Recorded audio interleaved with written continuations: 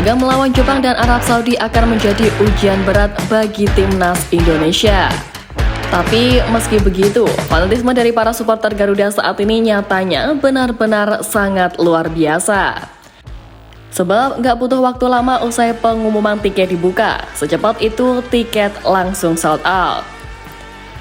Ya, per tanggal 2 November kemarin, PSSI mengumumkan jika tiket Indonesia melawan Jepang telah resmi dijual. Dan diketahui dari segi harga, cenderung lebih murah dibandingkan saat melawan Australia kemarin, di mana tiket termahalnya seharga Rp1.400.000, sementara yang paling murah seharga Rp240.000, yang tentu saja ini menjadi kabar baik bagi fans timnas yang ingin menonton langsung ke stadion. Nggak cuman itu aja, mulai bulan ini PSSI juga membuat gebrakan, yakni penerapan Garuda ID untuk setiap pembelian tiket. Jadi sebelum membeli tiket, fans harus mendaftar Garuda ID terlebih dahulu. Tujuannya jelas adalah untuk menghindari beberapa kecurangan yang tidak diinginkan, kayak calo dan lain-lain.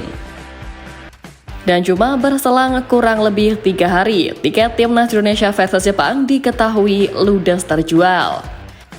Nah, setelah tiket versus Jepang dinyatakan sold out, enggak berselang lama, tiket laga Indonesia versus Arab juga dinyatakan ikut sold out. Padahal kalau dihitung-hitung, jarak pertandingannya masih terbilang cukup jauh.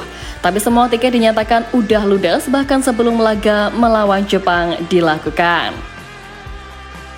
Tentu saja ini adalah hal yang sangat positif, mengingat dulu pas timnas main, terutama pas era kegelapan, boro-boro sold out, lawang kejual setengah aja udah bagus.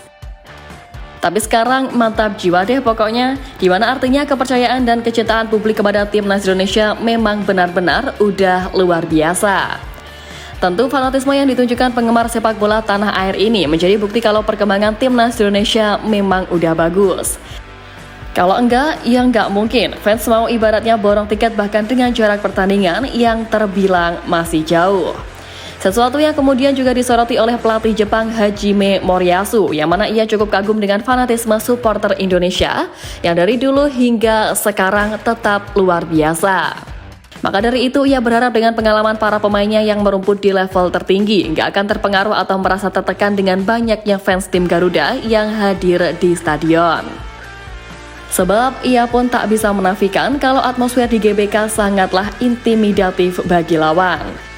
Ditambah, timnas Indonesia sedang dalam mode mencoba bangkit, maka sudah pasti tekanan dan atmosfer yang ada akan jauh lebih gila. Induk sepak bola dunia yakni FIFA bahkan juga ikut menyebut kalau laga timnas Indonesia versus Jepang sebagai perang. Bukan untuk menjajah, tapi tim Samurai Biru akan kembali datang ke tanah air untuk menjajal kekuatan timnas Indonesia pada matchday kelima grup C putaran ketiga kualifikasi Piala Dunia 2026. 27 pemain dari masing-masing kubu dibawa oleh pelatih timnas Jepang maupun Indonesia untuk menjalani duel panas ini. Nama-nama bahkan seperti Kevin Dex yang baru dinaturalisasi, Martin Paes, Jay Ises, Ragnar Oratmangun, Tom Hai hingga Kelvin Verdong menjadi pilihan STY untuk melawan Samurai Biru. Sementara di kubu Jepang, Hajime Moriyasu juga memboyong pemain andalan Samurai Biru yang mayoritas pemain abroad tersohor seperti Wataru Endo, Kaoru Mitoma hingga Takumi Minamino. Melihat deretan pemain kenamaan ini, FIFA pun menyebut bahwa laga timnas Indonesia versus Jepang sebagai perang bintang dalam unggahannya.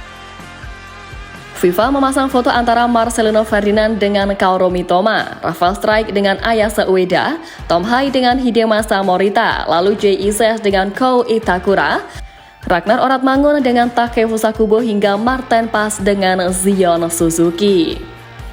Unggahan dari FIFA itu sontak membuat para supporter timnas Indonesia salah fokus. Banyak yang menilai bahwa laga itu sebagai reuni akbar zaman penjajahan. Ya, seperti yang kita tahu, Jepang dan Belanda merupakan dua negara yang pernah menjajah Indonesia pada masanya. Sehingga tak heran jika laga nanti disebut sebagai reuni akbar karena skuad Garuda sendiri diperkuat oleh banyak pemain keturunan Belanda. Lalu menyoroti banyaknya pemain keturunan yang memperkuat tim merah putih sekarang ini, pemain Jepang Kaoru Mitoma tidak terlalu mempermasalahkan pemain naturalisasi yang ada. Ia mengaku justru lebih menyoroti bagaimana seberapa baik timnas Indonesia sebagai sebuah tim. Pemain yang berposisi sebagai sayap itu menilai bahwa Jepang telah membangun tim sejak lama dan itu adalah nilai plus. Maka dari itu, pemain Brighton tersebut tak semata berfokus pada kehadiran pemain top di lini timnas Indonesia, tapi juga bagaimana Coach Shin Tae-yong membangun skuad Garuda yang dinilai sebagai kuda hitam di grup ini. Tapi meski memiliki penilaian seperti itu, Mitoma tetap tidak mau menganggap remeh timnas Indonesia. Ia mengaku tak mau sombong dan akan bermain sabar, memanfaatkan kecepatannya sebagai winger dan mencuri gol lewat skema serangan balik. Kaoru Mitoma memang menjadi sosok pemain yang wajib diwaspadai oleh para punggawa Garuda di laga nanti. Mitoma, bak motor Jepang yang bakal diandalkan untuk membongkar pertahanan timnas Indonesia. Dengan kemampuan luar biasanya untuk melakukan gerakan diagonal menuju gawang lawan, winger Brighton ini memiliki kecerdasan dan mampu melihat ruang saat rekan satu timnya berada di posisi bebas. Mitoma juga dikenal mampu beradaptasi dengan mudah saat mendapat pressing back lawan serta cerdas untuk menghindari perangkap offside. Saat dribbling bola, Mitoma akan melihat ruang kosong back lawan yang mana aksi ini biasanya berakhir dengan peluang baik untuk menciptakan assist. Maka dari itu, mengetahui kualitas dari pemain kunci Liga Italia ini tentu mematikan pergerakan Mitoma menjadi cara ampuh untuk timnas Indonesia bisa meredam agresivitas Jepang di SUGBK nanti. Ya, terlepas dari apapun, semoga saja di 2 laga di bulan November ini semua pemain benar-benar dalam kondisi terbaik. Meskipun Miss Hilgers enggak bisa join, seenggaknya Kevin Dijk sudah bisa debut sejak lawan Jepang. Jadi itu pasti akan sangat berpengaruh karena dengan pengalaman yang ia punya, kekuatan tim Garuda akan jauh lebih oke. Ya, mudah-mudahan yang terbaik buat Indonesia.